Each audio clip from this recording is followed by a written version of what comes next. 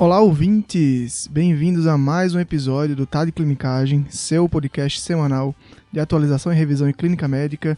Meu nome é João Urbano. Meu nome é Thiago Arnaud. Diretamente das águas quentes da Tailândia. Primeira vez que estou gravando aqui com o Thiago. Tudo bom, mestre? E aí, João, tudo certo, né? Depois de um períodozinho aí de férias. Merecidas, né? Merecidas. Pós-residência, você merece umas fériasinhas boas, né? Com certeza. Depois do R2 de clínica ali atribulado, vamos voltar para as clinicagens. Boa. E o episódio de hoje vai ser um bolo, seja aquele episódio naquele formato mais curto, sobre rabdomiólise, né? Isso daí. Vamos tentar destrinchar um pouco mais dessa entidade aí que, apesar de todo mundo conhecer um pouco, tem uns conceitos aí que a gente precisa fixar um pouco melhor.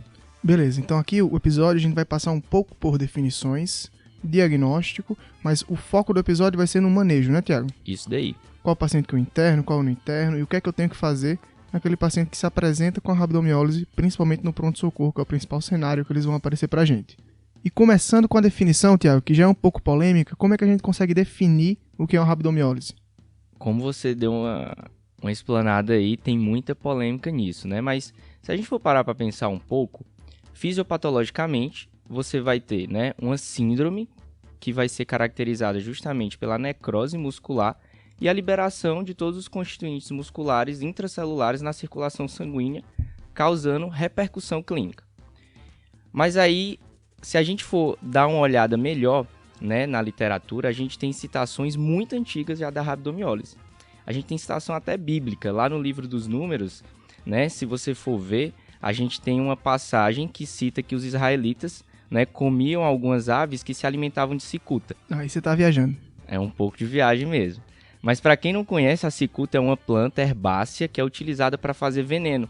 E é quando você tem a ingestão, né, ela se liga ao receptor colinérgico nicotínico, causando uma síndrome colinérgica que pode levar a rabdomiólise. Rapaz, isso aí foi digna de Frederico, viu, essa viagem aí? Muito legal. Pois é. Mas aí quando você passa para ver um pouco mais, né, recente, é uma doença que foi descrita há pouco mais de um século, tá? Ali, basicamente, ela vai ter menções acadêmicas em 1941, by Waters e Bills, né, na Segunda Guerra Mundial, quando você tem os bombardeiros alemães causando lesões musculares nos ingleses. E aí, se você for ver, a gente tem uma revisão sistemática, tá? 2020, o Jornal Alemão de Neurologia, lá da Universidade de Munique, que ele revisa toda a literatura de 1968 a 2018. E a gente vai ver justamente que a definição ela não tem um consenso. E o que eles se ancoram principalmente vai ser em valores de CPK, um valor acima de 1.000 ou 5 vezes acima do valor superior da normalidade, ou até mesmo a apresentação da tríade clássica: fraqueza, mialgia e a urina escura. E aí nem sempre o paciente vai ter isso. Nesses artigos, nesses trabalhos, em todo esse tempo aí avaliado, só cerca de 18,6% dos trabalhos identificaram a presença dessa tríade completa. Boa, perfeito. Então, passando a régua, é mais uma definição que você tem que atentar muito para a clínica do paciente, né? Esses valores de CPK são importantes da gente ter conosco, que uma elevação importante tem que acender um alerta para a gente, mas lembrando que a CPK ela pode ter uma variação interpessoal muito grande, principalmente em relação ao gênero e à etnia, né? Pessoas negras tendem a ter CPKs basalmente maiores e homens tendem a ter mais CPK maiores do que mulheres, principalmente pela massa muscular, né? E tem também alguns artigos de miologia, né, da parte de neuromuscular, que dizem que homens negros podem ter até uma CPK basal próxima de 1.000, que pode ser várias vezes acima do limite da normalidade, por exemplo, em relação a mulheres caucasianas, né? Então essa variação muda muito. Por isso que é importante também a gente atentar para a curva de CPK, né, Thiago? Isso daí é uma das coisas mais importantes e essa revisão sistemática de 2020 do Jornal de Neurologia Alemão, ele atenta muito para isso e ele até exclui, né, fatores crônicos que teriam essa elevação de CPK aí que você citou. Dentre elas, as principais, ele fala condições cardíacas, condições renais crônicas também e doenças neuromusculares.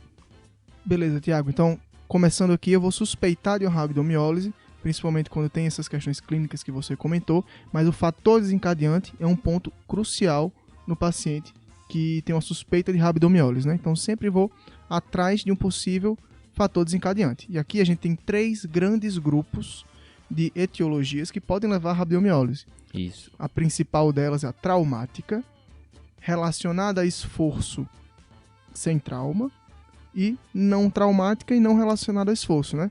Da traumática, Tiago, o que é que você gostaria de pontuar aí? Aí o paciente modelo, né, que com certeza vocês vão ter isso na cabeça, é aquele paciente do politrauma, do esmagamento, mas não esquecer também pacientes submetidos a grandes cirurgias vasculares, cirurgias ortopédicas, pacientes que estão ali na UTI em coma ou até imobilizados, às vezes aquelas contenções mecânicas ali mais fortes que não são adequadas, e obviamente também no contexto de pronto-socorro, paciente submetido a lesão elétrica de alta voltagem até queimadura de 3º grau para frente.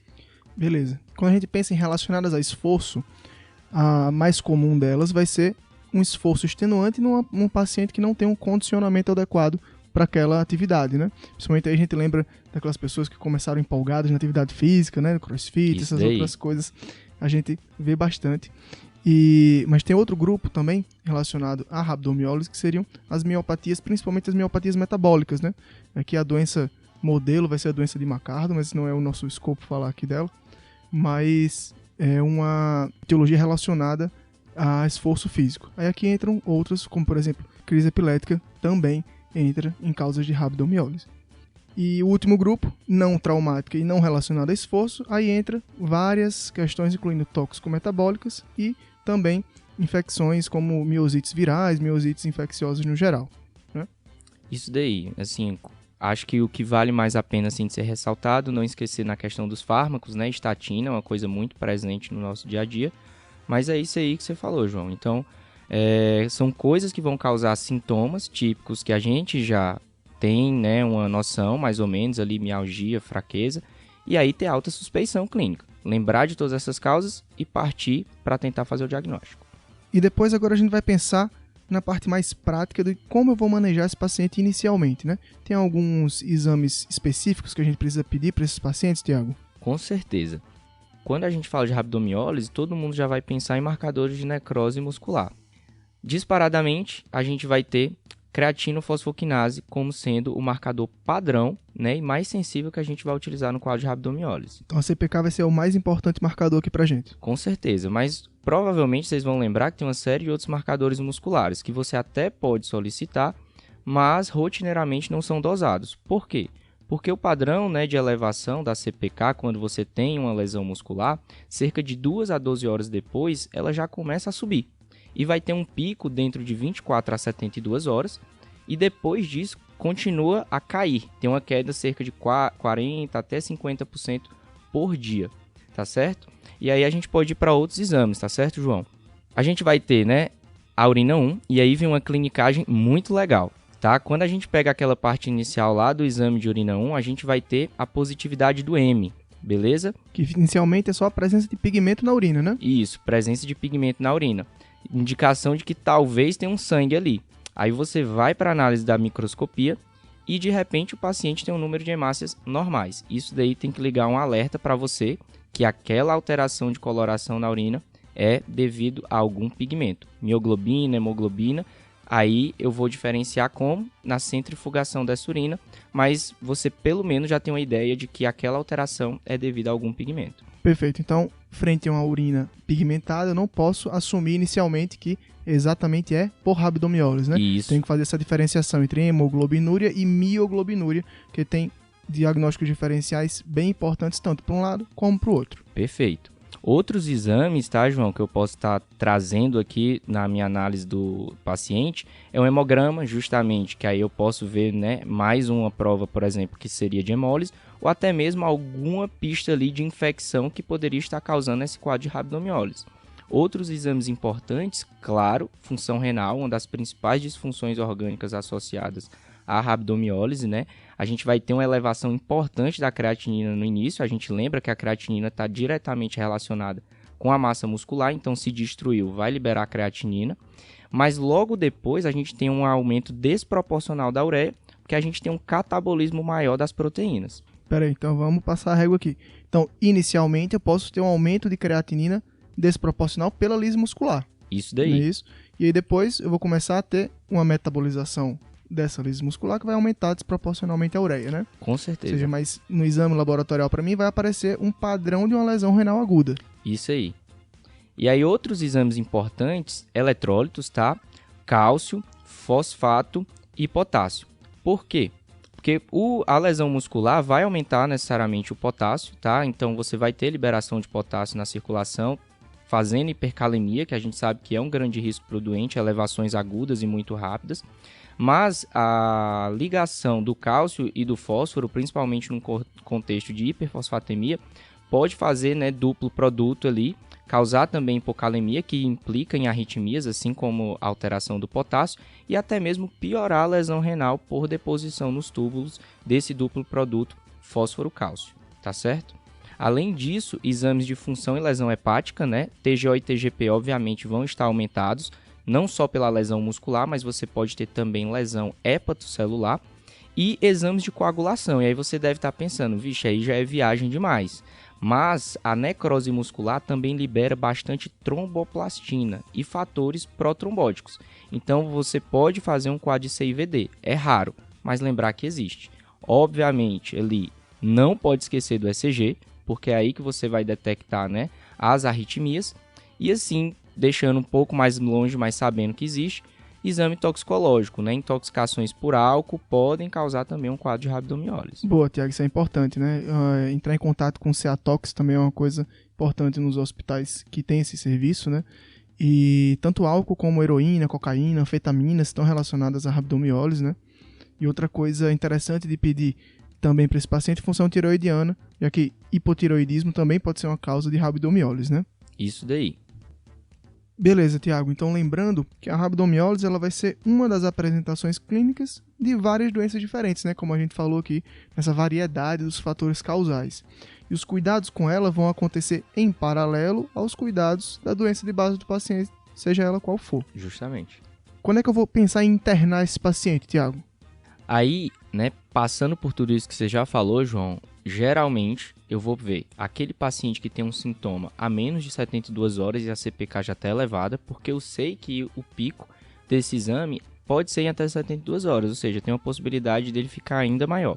O indivíduo que se apresenta para mim na primeira dosagem com a CPK acima de 5.000, tá certo? Ou seja, muito alta já Muito na primeira alto, avaliação. 10 né? vezes acima do limite superior da normalidade. Beleza. E aquele indivíduo que, por acaso, eu já conheço uma CPK, né? A gente tinha até comentado, e eu tenho um aumento em relação ao nível basal. Beleza, show de bola. Ou um paciente com lesão renal aguda de qualquer magnitude, né? Eu tenho que internar esse paciente também. Ou distúrbios hidroeletrolíticos, que eu preciso manejar no ambiente hospitalar. Isso aí. Galera, e só para conhecimento de vocês, tem um estudo de 2013 do JAMA, tá? McMahon, ele elaborou um score, né, analisando 3.500 pacientes internados com níveis de CPK acima de 5.000 para ver a chance de evolução para morte ou necessidade de hemodiálise, né? E aí isso daí vai estar lá no show notes, tá, do nosso episódio, para vocês darem uma olhada melhor e poderem utilizar na prática clínica de vocês. Beleza, Tiago, então vamos para a grande estrela aqui do nosso episódio, que vai ser o manejo ou a prevenção da lesão renal aguda relacionada a pigmentos, né, relacionada à rabdomiólise. Isso aí. Qual vai ser a principal medida e a que tem mais evidência na prevenção de lesão renal aguda nesse contexto? Então, João, disparadamente o que tem mais evidência, o que tem mais publicação, vai ser a hidratação venosa com solução salina. E como é que eu vou fazer essa hidratação? Geralmente, você vai começar com valores bem altos mesmo. 1 a 2 litros de solução cristalóide, tá? Por hora. E o que eu vou objetivar com isso? Um débito urinário de 200 a 300 ml hora. E eu vou ter que atentar bastante para os sinais de congestão do meu paciente. Beleza, então vai ser o velho soro fisiológico 0,9%, né? Isso aí. E nesse contexto a gente chama, é uma coisa que tá chamada de diurese forçada, né? Com certeza. Beleza, show de bola. Então, eu vou ter que ajustar o volume, tá? Para objetivar que o meu paciente fique euvolêmico e evitar que ele desenvolva uma lesão renal aguda. E até quando é que eu vou manter isso daí? Né? Eu vou sempre reavaliar o meu paciente se ele está numa curva de subida da CPK ou se ele está descendo. Então, se ele estiver descendo, mas persistir com valores acima de 5.000, eu mantenho as minhas medidas de hidratação. Porém, João, se esse meu paciente tem uma queda abaixo de 5.000, aí sim, é o momento que eu posso pensar em suspender minha hidratação. Beleza, Tiago, mas aqui a gente tem alguns pacientes às vezes não toleram tanto volume, né, assim. E aí, na congestão, eu diminuo esse volume de soro, eu faço aquela loucura de botar uma furosemida junto, como é que é? Pronto, você citou um ponto importante. Uma polêmica. Grande polêmica, porque nem todo paciente que vai se apresentar para mim, como a gente viu lá nos fatores desencadeantes, são vários, né? Ou seja, eu tenho uma gama de pacientes que podem desenvolver rabdomiólise muito grande. E às vezes o cara tem uma cardiopatia, tem uma doença renal crônica, então sempre eu vou tentar fazer essa diurese forçada, mas se não der para fazer essa diurese forçada, eu não vou deixar o meu paciente congesto. E essas outras medidas que você citou, justamente vão nesse sentido. Então, o diurético de alça, que você acabou de falar, somente na congestão. Não vou fazer em outros sentidos, até porque a furosemida ela pode causar outros distúrbios hidroeletrolíticos que vão me prejudicar nesse contexto. Então, a furosemida não vai ter papel aí na prevenção da lesão renal aguda. Não tem nenhuma evidência grande que suporte isso, tá certo? Só para evitar que meu paciente fique congesto, né? Isso. Outras medidas também que estão descritas, por exemplo, são a alcalinização da urina. Tem um pequeno estudo, que é uma série de casos, né, tudo não controlado, que fala sobre a manutenção de um pH acima de 6,5 da urina. Primeiro que isso é super difícil no doente que está com lesão renal aguda, e eu posso ter, né, uma série de outros fatores que vão prejudicar o meu doente. Exemplo, a deposição de fosfato de cálcio e até a indução de hipocalcemia, que a gente já comentou lá nos exames, que pode acontecer com o meu doente. Então, assim, não tem tanta evidência e não tem nenhum estudo que suporte que seja melhor do que a diurese salina, que é o que eu já estou fazendo com a hidratação do meu paciente. Beleza, então até agora só o soro fisiológico está ganhando, né? Tá ganhando disparado, tá certo? Beleza, show de bola. Outras medidas que alguém já parou para pensar e falar, será que isso vai dar certo? Diálise precoce para remoção de pigmento. Já que meu rim ali não tá dando conta, tem grande chance daquela mioglobina depositar em cilindros. Eu vou lá e tiro com a mão. Vai lá e tira com a mão, né? Vamos chamar o nefrologista para ver se ele consegue tirar isso. E na verdade não foi demonstrado benefício nenhum em evitar lesão renal aguda. A gente tem 2 estudos um pouco mais antigos, mas a evidência que a gente tem, né? Um do Departamento de Intensiva da Universidade de Aarhus, na Dinamarca, e outro da Universidade, né, Real de Londres, em 2000. Ambos pesquisaram diferentes modalidades de diálise para remoção de pigmento e nenhum deles teve evidência de redução da lesão renal aguda nesse paciente. Perfeito, Tiago. E mais uma medida um pouco polêmica, né, que alguns especialistas utilizam no cenário específico de rabdomiólise pós-trauma em pacientes que não estão oligúricos, é o manitol. Né, assim, muito polêmico também, tem grande chance de você causar até uma depressão de volume desse paciente, e todas essas outras medidas que têm pouca evidência que alguém pode pensar em utilizar, todas elas só foram estudadas em um contexto em que o indivíduo já está fazendo a hidratação com solução salina e atingiu o débito de diurese de 200 a 300 ml hora. Então tem que se atentar bastante para isso. Faz o básico, bem feito e que tem evidência. Arroz com feijão que funciona, né? Com certeza. Beleza. Então vamos passar a régua aqui no manejo, tá, Tiago? Vamos lá. Principalmente, a gente vai pensar na lesão renal aguda, né? Tanto na prevenção como no tratamento dessa lesão renal aguda associado ao pigmento, a mioglobinúria, né? Isso aí. A principal medida aqui que vai ter mais evidência é a hidratação vigorosa com soro fisiológico, né? Aqui aquele velho NaCl 0,9%. Esse mesmo. 1 a 2 litros por hora, objetivando sempre o débito urinário, né? Isso, então, e aí depois eu posso ajustar a minha hidratação se o débito estiver adequado. Não é uma medida fixa ali, 1 a 2 litros toda hora. O principal é atingir o débito urinário. Beleza, então diálise precoce não tem evidência, alcalinização na urina também não é uma recomendação forte, né? Isso daí. Furosemida só para evitar congestão naqueles meus pacientes que não toleram, correto? Correto. Beleza, e aqui a gente vai fazer essas medidas até a CPK ficar menor do que 5.000. Lembrando que a maioria dos episódios de rabdomiólise são eventos monofásicos, né? Ou seja, eu tenho um insulto e depois eu não vou ter uma CPK persistentemente elevada. Se isso acontecer, eu tenho que pensar em outros diagnósticos diferenciais, correto? Correto. E um deles, só para vocês se atentarem, estou fazendo todas as medidas e o meu doente está com CPK persistentemente elevada, pesquise síndrome compartimental. Eu tenho que talvez resolver essa lesão de outra forma que não só as medidas clínicas.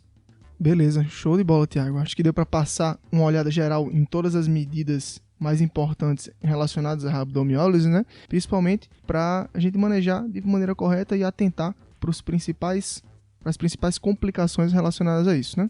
Isso daí. Então, espero que vocês consigam, né, olhar essa entidade clínica um pouco mais diferente e saber que ela tem, sim, uma maneira particular de manejar. Você tem que ficar mais atento ao seu paciente e não deixar ali a roda sair do lugar. Tem que ter esse paciente na mão. Beleza, e lembrando sempre também que a rabdomiólise sempre vai ser uma manifestação clínica de outra doença, então sempre buscar a causa dessa rabdomiólise, não é isso? Isso daí, alta suspeição clínica. Show de bola. Obrigadão, Thiago, um prazer gravar com você pela primeira vez. Prazer é todo meu. Vamos nessa, acho que foi, né? Foi. Valeu, falou, galera. falou.